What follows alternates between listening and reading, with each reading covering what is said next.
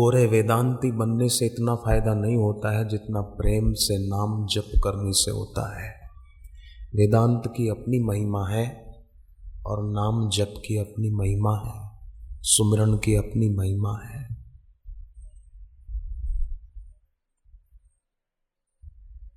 सुमिरन से सुख होत है, सुमिरन से दुख जाए। सुग्रीव को भगवान राम ने राजा बनाया, वाली को मारकर। फिर भगवान ने कहा कि राम काज को सतत याद रखना, भूलना नहीं। सीता जी की खोज करने का था ना काम।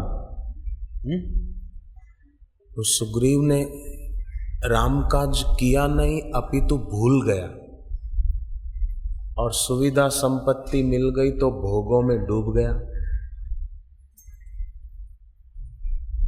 4 महीने बीत गए,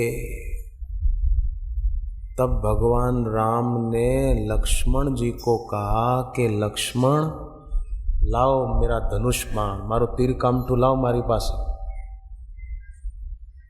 जिस तीर से मैंने वाली को मारा था, आज उसी तीर से सुग्रीव को मार डालूंगा। राम जी ने कहा, क्योंकि सुग्रीव संपत्ति और सुविधा पाकर राम काज को भूल गया है।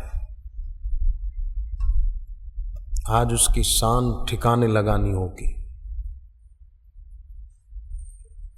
अब देखो, भगवान राम ने जब सुग्रीव को कहा था कि राम काज को सतत याद रखना,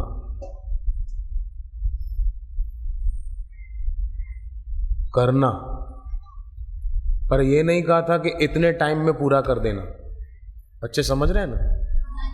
राम जी ने यह नहीं कहा था कि इतने समय में यह काम पूरा कर देना। यह कहा था संतत हृदय धरेहु मम काज सदैव। परंतु 4 महीने पूरे हुए तब राम जी ने कहा लाओ मेरा धनुष बाण।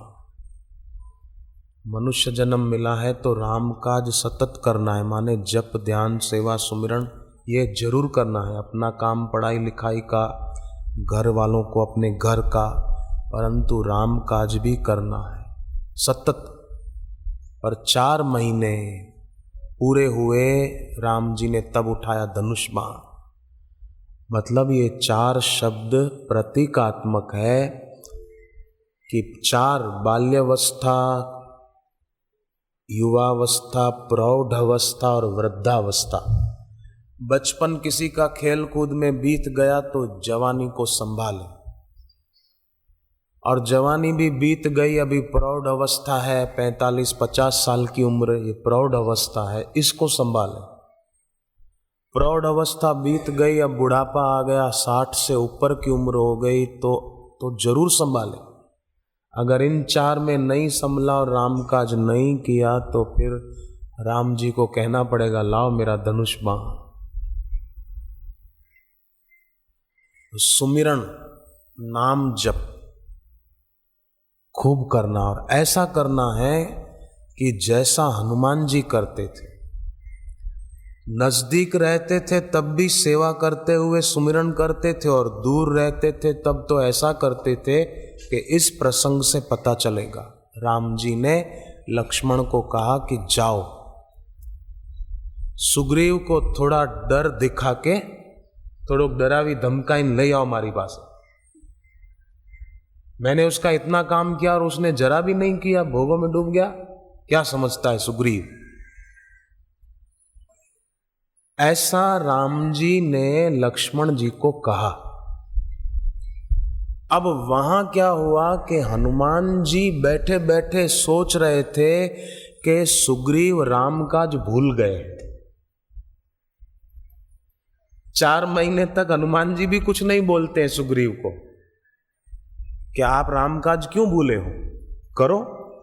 परंतु जो ही राम जी के मन में हुआ कि सुग्रीव राम काज भूला है, उसी समय हनुमान जी को भी हुआ। शरीर से दूर थे पर दिल से बहुत पास थे। यहाँ पवन सुत हृदय विचारा, राम काज सुग्रीव बिसारा। कैसी चैतसिक एकता, वहां राम जी को मन में हो रहा है और वहां हनुमान जी को मन में हो रहा है। ये है सुमिरन। अपने स्वामी के दिल की भी वेदना, स्वामी जी के दिल का भाव भी सेवक तक पहुंच जाए। अब ध्यान दो दूसरी बात, हनुमान जी सुमिरन में इतने मग्न रहते हैं और मस्त रहते हैं कि राम जी के दिल की बात हनुमान जी को पता चल गई, और लक्ष्मण जी सुग्रीव को समझाने आए उसके पहले तो हनुमान जी ने समझा के राम काज के लिए खड़ा कर दिया, तैयार कर दिया।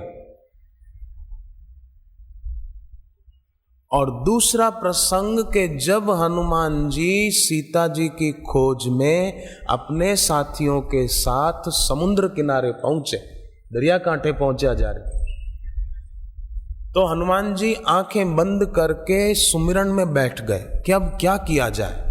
समुद्र पार के बारे में संपाति जो जटायु का भाई था, गीध, उसने इन सबको, जामवंत को, अंगद, नल, नील, सबको, पूरी वानर सेना को बताया कि सीता कहां बैठी है, लंका में, अशोक वाटिका में बैठी है, सब बताया। पर हनुमान जी सुमिरन में इतने लीन थे कि बाहर कौन क्या बात कर रहा है उनको पता ही नहीं चला, इतने तल्लीन थे। और यही कारण था कि जब समुद्र पार करके हनुमान जी लंका में गए तो मंदिर मंदिर प्रतिकर शोधा, जगह जगह सीता जी को ढूंढने लगे कि सीता जी कहां है, कहां है, सीता कहां बैठी। अब वहां संपाति ने पहले कहा था कि सीता जी अशोक वाटिका में बैठी है, ये कहा था, तो फिर हनुमान जी क्यों ढूंढ रहे थे? वहां जाके सीधे अशोक वाटिका में पहुंच जाते, पर ढूंढ रहे थे क्योंकि जब संपाति और वानर सेना की बातें चल रही थी तब हनुमान जी का ध्यान बातों में नहीं था, हनुमान जी का ध्यान भगवान में था। इतने लीन हो गए कि बाहर कौन क्या बोल रहा है पता ही नहीं, और शरीर से दूर थे राम जी के, फिर भी सुमिरन में इतने मग्न थे कि राम जी के मन में क्या चल रहा है वो हनुमान जी को पता चल गया। ये है सुमिरन की, नाम जप की महिमा। तो क्यों ना ऐसा सुमिरन किया जाए, तो सुमिरन से दुख जाए, ऐसे सुमिरन से दुख मिट जाते, फिर आर्थिक कष्ट भी नहीं रहेगा। मेरा काम धंधा नहीं चलता, मैं क्या करूं? अरे सुमिरन प्रीति पूर्वक करे तो स्वामी का आशीर्वाद, स्वामी की प्रेरणा कदम कदम पे मिलेगी। अगर शंका हो तो यहां से 80-90 किलोमीटर दूर है धनसुरा गांव, वहां के एक मधुसूदन सोनी जी को देखो, 30 रुपया रोज का कमाते थे, अभी 3 लाख रुपया महीने नौकरों को पगार देते हैं। सुमिरन में दम है ना।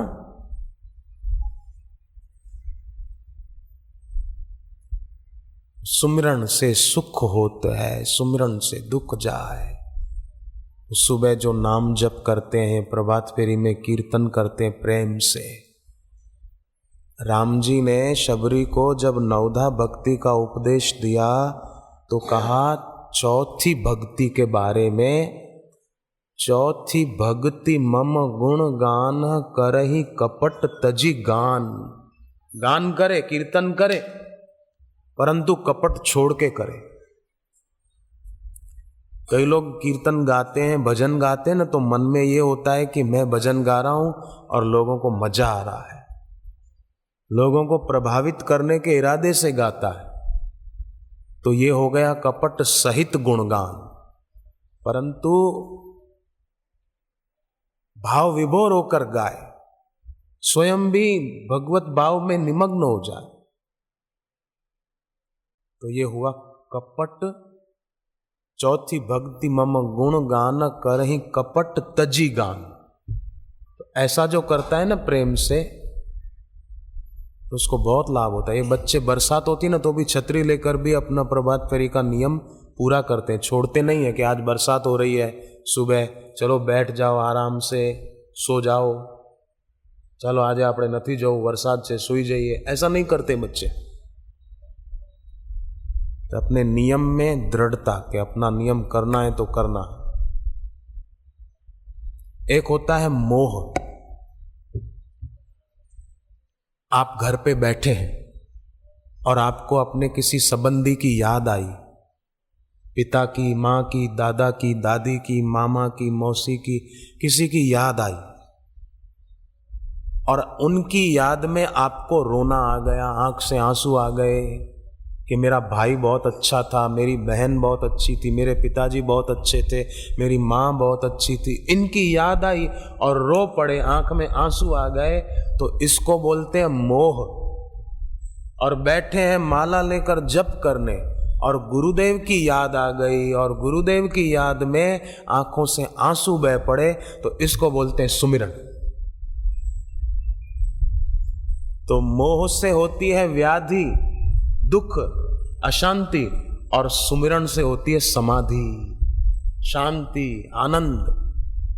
अब मर्जी हमारी है, हम मोह में पड़े कि सुमिरन में अपना जीवन सफल करें। मोह का मूल व्याधि है, मोह व्याधियों का मूल है, उसी से सारी व्याधियां, बीमारियां, अशांति, दुख पैदा होते। और सुमिरन से समाधि, खुली आंख समाधि, आनंद।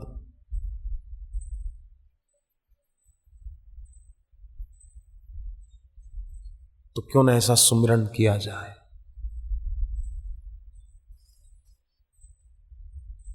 त्रिकाल संध्या के समय किया जाए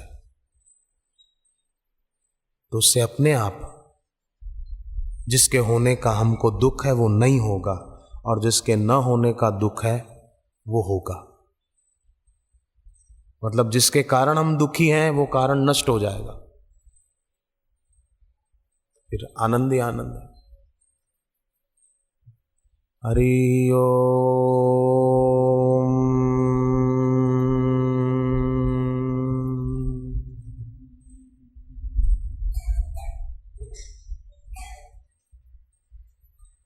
हरि ओम।